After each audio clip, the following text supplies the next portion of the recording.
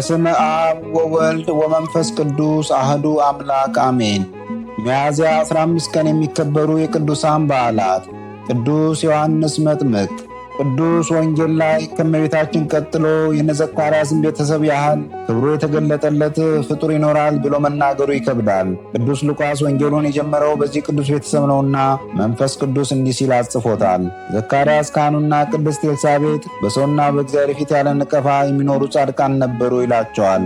የሉቃስ ወንጌል ምዕራፍ 1 ቁጥር 6። የሰውን ተወውና በእግዚአብሔር ፊት ያለ ነቀፋ መኖር ምን ይረቅ! ለዚህ አንክሮ አድናቆት ይገባል። ቅዱሳን ባልና ሚስት ግን መካኖች በመሆናቸው ልጅ ሳይወልዱ ዘመናቸው አልፎ ነበር። እንደ ቤተክርስቲያን ትውፊት ዕድሜያቸው የኤልሳቤጥ 90 የዘካርያስ 100 ደግሞ ደርሶ ነበር። ፍጹም መታገሳቸውን የተመለከተ ጌታ በስተርጅናው ከሰው ሁሉ በላይ የሆነ ትንቢት ለብቻው የተነገረለት ታላቅ ነቢይ ይሰጣቸው ዘንድ መልአከ ብስራት ቅዱስ ገብርኤልን ላከላቸው። ትንቢተ ኢሳይያስ ምዕራፍ 40 ቁጥር 3፣ ትንቢተ ሚልክያስ ምዕራፍ 3 ቁጥር 1። ቅዱስ ዘካርያስ ሰው ነውና ከደስታ ብዛት በመከራከሩ ድዳ ሆነ። ቅድስቲቷ ግን መስከረም 26 ቀን ታላቁን ሰው ጸንሳ ለ6 ወራት ራሷን ሰወረች። በ6ኛው ወር የፍጥረት ጌታ በተጸነሰ ጊዜ የአርያም ንግሥት ድንግል እመቤታችን ደጋውን ወደ ኤልሳቤጥ መጣች። ሁለቱ ቅዱሳን የእህትማማች ልጆች ናቸው። የአምላክ እናት ስትደስና ሰላም ስትላቸው መንፈስ ቅዱስ በእናትና ልጅ ወርዶ ኤልሳቤጥ በምስጋና ዮሐንስ ደግሞ ገና በማፀን ሳለ በደስታ ዘለለ፣ ሰገደ። ከዚህ በኋላ ሰኔ 30 ተወልዶ አባቱ ዘካርያስ ዮሐንስ ሲለው አንደበቱ ተፈቶለታል። ቅዱስ ዮሐንስ ከተወለደ 2 ዓመት ከ6 ወር በሆነው ጊዜ ሰብአ ሰገል በመምጣታቸው በእስራኤል ምድር የሚገኙ ሕፃናትን ሄሮድስ ቁዛ አስፈጀ። ትንሽ ቆይቶም አይሁድ ለሄሮድስ ስለ ቅዱሱ ሕፃን ነገሩት። ሲጸነስ የአባቱን አንደበት የዘጋ ሲወለድ ደግሞ የከፈተ ዮሐንስ የሚባል ሕፃን አለና እሱንም ግደል አሉ። እናቱ ቅድስት ኤልሳቤጥ ይዛው ስትሸሽ ካህኑን ዘካርያስን ግን በቤተ መቅደስ መካከል ገድለውታል። አረጋዊት ኤልሳቤጥም ሕፃኑን እያሳደገች በገዳመ ዚፋታ ለ3 ወይም 5 ዓመት ቆይታለች። ቅዱስ ዮሐንስ 5 ወይም 7 ዓመት ሲሞላው እዚያው በበረሃ እናቱ አረፈች። ከሰማይ ዘካርያስና ስምዖን ወርደው ቀበሯት። ሕፃኑ ዮሐንስ ሲያለቅስ ድንግል ማርያም ስንት አገር አልፋ ሰማችው። እርሷም ስደት ላይ ነበረችና ከጌታ ጋር በደመና ሄደው ድንግል አቅፋ አጽናናችው። ጌታንም እንውሰደው ይሆን አለችው። ጌታችን ግን ለአገልግሎት እስክጠራው እዚሁ ይቆይ አላት።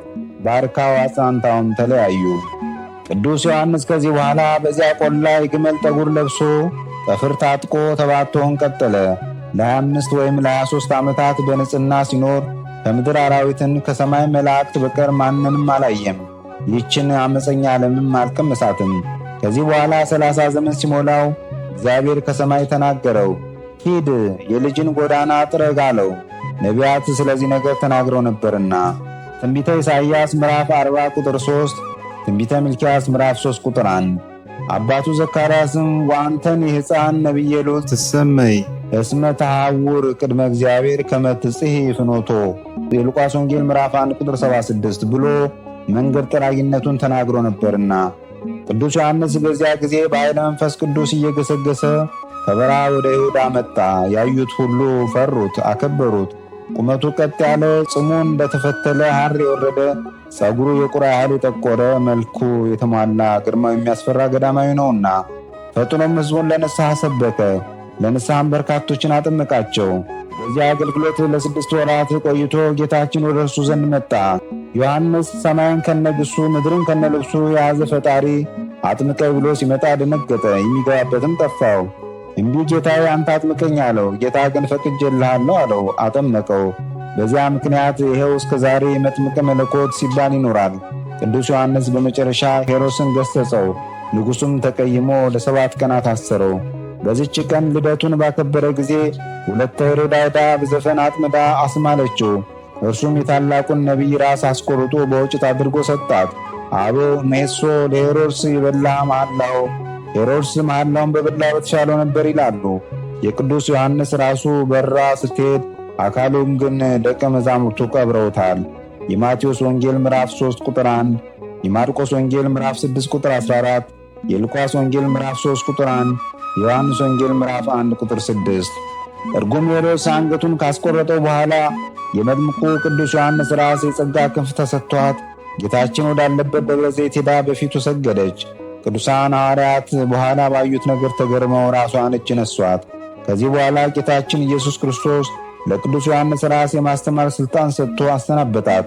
በመላው ዓለም ለ15 ዓመታት ስትሰብክ ኖራ በዚች ቀን አረቢያ ውስጥ አርፋለች። አስማተ ዮሐንስ መጥምቅ። የመጥምቁ ዮሐንስ ስሞች: አንደኛ ነቢይ፣ ሁለተኛ ሐዋርያ፣ ሦስተኛ ሰማዕት፣ አራተኛ ጻድቅ፣ አምስተኛ ካህን፣ ስድስተኛ ባህታዊ ገዳማዊ፣ ሰባተኛ መጥምቀ መለኮት፣ ስምንተኛ ጸያሄ ፍኖት መንገድ ጠራጊ፣ ዘጠነኛ ድንግል፣ አስረኛ ተንከተም የብሉይና የአዲስ መገናኛ ድልድይ፣ 11ኛ ቃለ ዓዋዲ አዋጅ ነጋሪ፣ 12ኛ መምህር ወመገስጽ፣ 13ኛ ዘያቢም ኩሉ ከሁሉ የሚበልጥ። ጌታችን መድኃኔ ዓለም የመጥምቁ ዮሐንስን ምትረት አስቦ ይቅር ይበለን፣ ጸጋውን በረከቱን ክብሩን ያሳድርብን። ሚያዝያ 15 ቀን የሚከበሩ ዓመታዊ ቅዱሳን በዓላት: ቅዱስ ዮሐንስ መጥምቀ መለኮት ጸአተ ነፍሱ፣ ቅዱስ ኒቆላዎስ ዘአገረ ሜራ ከ318ቱ ሊቃውንት፣ ቅዱስ አጋቦስ ሐዋርያ ከ72ቱ አርድእት፣ ቅድስት እለእስክንድርያ ሰማዕት፣ አቡነ አቢብ ጻድቅ። በዚሁ ቀን የሚከበሩ ወርኃዊ ቅዱሳን በዓላት: ቅዱስ ቂርቆስና እናቱ ኢየሉጣ፣ ቅዱስ ሚናስ ማር ሚና ሰማዕት፣ ቅዱስ ማር ኤፍሬም ሶርያዊ አፈ በረከት፣ ቅድስት ክርስቲና ሰማዕት፣ ቅድስት እንባ መሪና። የቅዱሳኑን ሕይወት የሚመለከት ከመጽሐፍ ቅዱስ የተወሰደ ጥቅስ የማቴዎስ ወንጌል ምዕራፍ 11 ከቁጥር 7 እስከ 15። ጌታ ኢየሱስ ለሕዝቡ ስለ ዮሐንስ ሊናገር ጀመረ። ምን ልታዩ መጣችሁ? ነቢይን? አሁን እላቸዋለሁ ከነቢይ የሚበልጠውን። እውነት እላቸዋለሁ ከሴቶች ከተወለዱት መካከል ከመጥምቁ ዮሐንስ የሚበልጥ አልተነሳም። ነቢያት ሁሉና ሕጉ እስከ ዮሐንስ ድረስ ትንቢት ተናገሩ። ትቀበሉትስ ብትወዱ ይመጣ ዘንድ ያለው ኤልያስ ይህ ነው። የሚሰማ ጆሮ ያለው ይስማ። ወስብሐት ለእግዚአብሔር ልዑል ወለወላዲቱ ድንግል ወለመስቀሉ ክቡር ዕፀ ሳህል አሜን።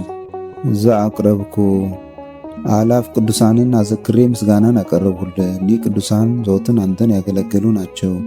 በድህነቴ የማነብልህ መጽሐፍ ምስጋና ተቀበል። አንተ ብዙ ባለጠጎች ካገቡት ይልቅ የድሃዋን መበለት ስጦታን ተቀብላለና። ቅዱሳን የሆናችሁ ነቢያት፣ ለማስተማር የተመረጣችሁ ሐዋርያት፣ ሰማዕታት፣ ጻድቃን፣ ትጉሃን የሆናችሁ መላእክት፣ እናንተም ደናግል ቸር የሆናችሁ መነኮሳት ይችን ጉባኤ አንድነታችን መባረክን ባርኩ።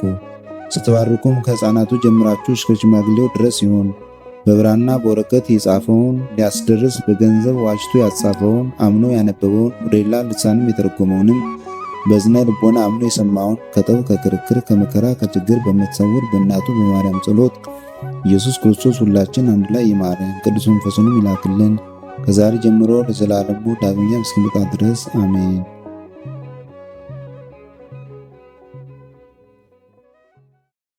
ነቢያት ወሐዋርያት ጻድቃን ወሰማዕት ደናግል ወመነኮሳት